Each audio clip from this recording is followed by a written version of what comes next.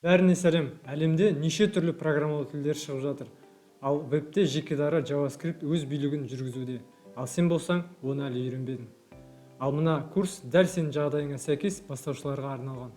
Мында біз JavaScript-пен танысамыз. Өзіміздің алғашқы программамызды жазамыз. Сонымен лайктарың мен ноутбуктарың дайындаңдар, біз бастаймыз.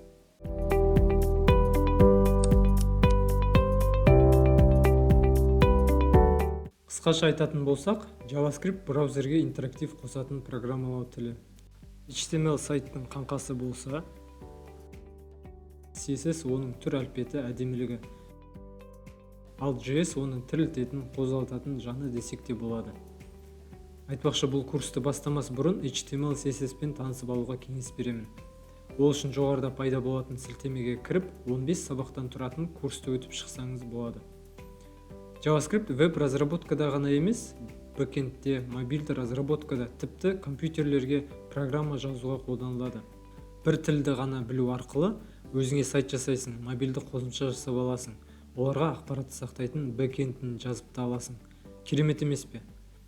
Мынадай универсалды тіл қайдан қалай шықты деген сұрақ болса, мына видеоға үңілсең болады. Тағы да жоғары жақта сілтеме бар. JavaScript браузерлерде жұмыс істейді. Google Chrome, Safari, Edge, Opera, Mozilla Firefox, Yandex деген сияқты браузерлердің біреуін болсын сендер тұрақты түрде қолданылғандарың анық. Олардың әрқайсында JavaScript-ті өңдейтін, түсінетін движогы болады. Мысалы SpiderMonkey, V8, Rhino, KJS.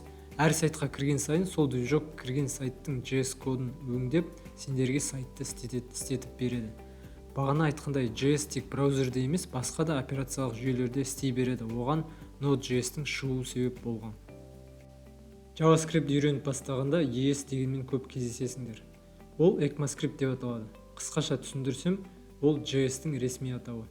Сендер қолданатын TikTok, Instagram бағдарламасы ай сайын жаңарып тұратындай, программалау тілдері де жаңарып тұрады.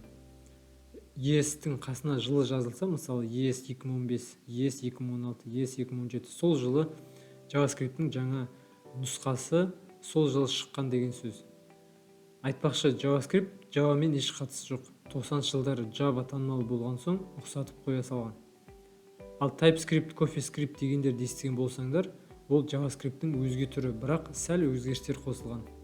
Олар браузерлерде орындалу үшін бәрібір соңында JavaScript-ке транспиляция немесе сол JavaScript-ке айналады. Сондықтан оларды бөлек тіл ретінде қарастырып керек емес. Программалау үшін саған редактор керек, мысалы VS Code, WebStorm деген сияқты. Бұл курс жаңадан бастаушыларға арналғандықтан мен ең қарапайым компьютерді қинамайтын редактор қолданамын. Ол Sublime Text. Осы видеоның төменгі жағына Sublime'ды көшірудің сілтемесін қоямын. Сол жерден көшіріп орнатып алсаң болады. Проектті бастау үшін мен бірінші папка создавать етемін. Папканың атын Project деп атаймын, және оны енді Sublime'да ашуым керек. Sublime'да ашамын және файлдың ішінде Open Folder деген бар. Бұл жерде бұл папканы ашады. Жаңадан жасаған папканы тауып аламын да, сол папканы ашқан кезде сол проект ретінде осы Sublime'да ашылады. Проектке барып, мышканың оң жағын басам, сол жерде New File деген бар. Бұл жерде жаңа файл ашам және HTML деп атаймын. HTML деп тапты басатын болсам, менде HTML-дің бастапқы шаблоны пайда болады. Және оған тайтылға hello деп жазам, және h1 hello деп қосып қоям. Бұл бізде ашылып көрсетіп тұрама, соны тексеру үшін. Бәрі өте жақсы, inspect, яғни посмотреть код деп, бұл жерде консольда, яғни элементтерді ашып қоям. Мен JavaScript қосу үшін script дегенді жазып, тапты бассам, менде уже type text JavaScript деген тег пайда болады. Ішінде мен уже JavaScript кодты жаза берсем болады. Бұл style деген сияқты, оның ішінде CSS жазушы едік, ал осы жолы біз JavaScript жазамыз.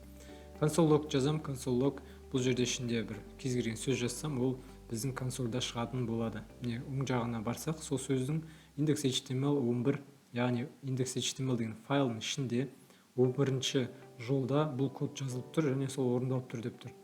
Сол index.html деген 11-ді басқан болсақ, біз source'қа кетеміз және source'да әрбір біздің документтер осы жерде тұратын болады. Әрбір файл осы браузер ашып тұрған файлдар. Егер CSS файл болса, осы жерде де шығады. Енді мен екінші консольді да жаза аламын. Бұл жерге енді 22 деген санды жазам.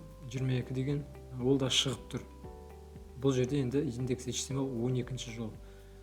Енді мен скриптті бірнеше қоса аламын, және type дегенді міндетті емес жазу. Браузер ол JavaScript екенін түсінеді, себебі ол JavaScript-пен өте қатты байланысты браузер.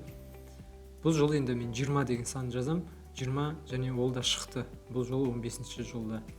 Және айырмашылықты байқасаңыздар, мен 22 деген санды мен тырнақшамен жазғам, ал осы жолы тырнақшасыз жаздым. Енді қараңыздар, комментарий жазу үшін мен Ctrl сұрақ белгісін жазған кезде бізде комментарий пайда болды. Екі көлденең сызық, ол біз JavaScript-та ол комментарий деп аталады. Ал екінші түрі бар JavaScript-та комментарий, ол екі көлденең сызықтың ортасында екі жұлдыздың ортасында кез келген сөз жазсақ, бұл комментарий болады. Бұл бірнеше жолға комментарий жаза аламыз. Комментарий бізде орындалмайды, бірақ ол біздің файлда бола береді. Енді мен тағы да бір файл қосам, javascript.js деген. Бұл жерге енді мен өзім жазған скриптті, JavaScript кодты сол жаққа лақтырамын. Бірақ скрипт деген тег тапармаймын. Бұл тег, бұл HTML тег. Және екеуін байланыстыру үшін source деген қосам, script.js деп. Бұл екеуі байланысты деген сөз. Енді жаңартам, 22 әлі менде шығып тұр. Бірақ осы жолы оң жағына қарасаңыздар, script.js 6-шы жолда шығып тұр. Яғни қай жерден скрипт алсақ та ол орындалып тұр. Байқасаңыздар, мен скрипттарды төменге қарай жаздым, body'нің аяқталатын жерінде. Біз кез келген скриптті қосқан кезде оны жоғары жаққа жазбаймыз, себебі ол сайттың ашылуына кедергі жасайды. Біз стильдарды жоғары хедтің ішіне жазсақ, ал скрипттарды төменгі жағына жазамыз. Ол міндетті түрде.